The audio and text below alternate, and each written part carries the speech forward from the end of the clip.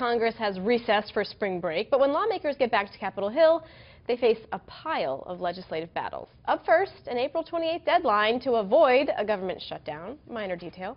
Joining me now to discuss, radio show host Garland Nixon and Red State contributor Josh Kimbrell. Gentlemen, thank you so much for joining us. Like I said, no shortage of conversation. Plenty to talk about. Now, I want to start with something that I hadn't planned on talking about this, and it's not necessarily something that's completely realistic, but in the small chance that the administration changes course and they go to Congress and say, listen, we want approval, we want approval from lawmakers, approval from the United States to perhaps up the ante and spend more on military action in Syria.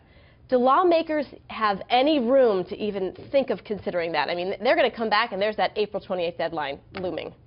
I think actually picking up anything else in the agenda will be very difficult right now. I think politically there's probably the will there.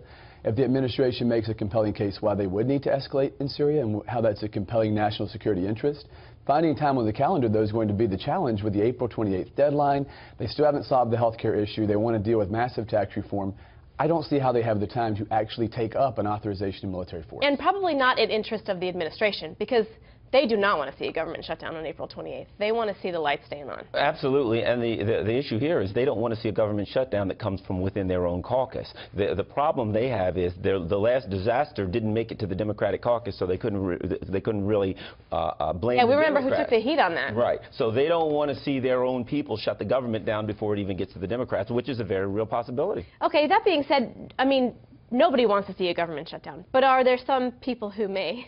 I don't think Republicans can afford to have. No, they can't. I mean, we can't afford to have one. After the health care failure, having a government shutdown with complete Republican control would be a disaster. I'm a little frustrated there at home right now. Honestly, my 5-year-old son deserves spring break better than the 115th Congress.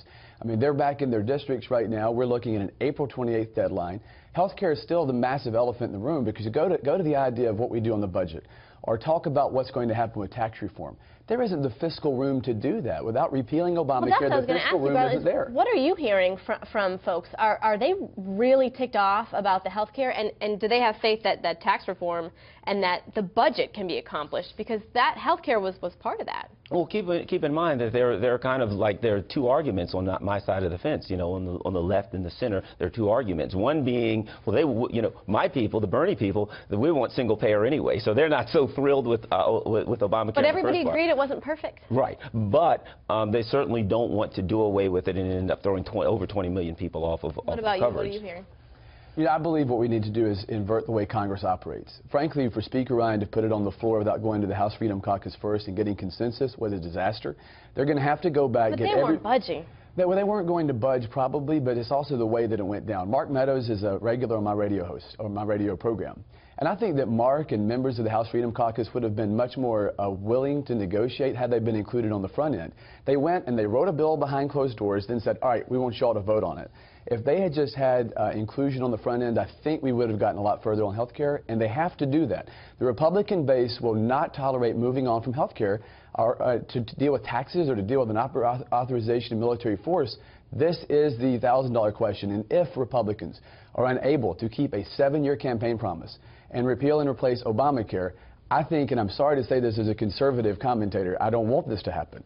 Nancy Pelosi has the best shot at the Speaker's gavel she's had since 2007. Ooh, that's a pretty heavy statement. Garland, I want to toss it to you because you talked about inclusion, and I think that what we even heard from the administration after health care is that there needs to be inclusion with Democrats as well. Right, and as I said, if they can't make it happen within their own caucus, it'll never happen with Democrats. And here's the issue they have, I think, with the Freedom Caucus.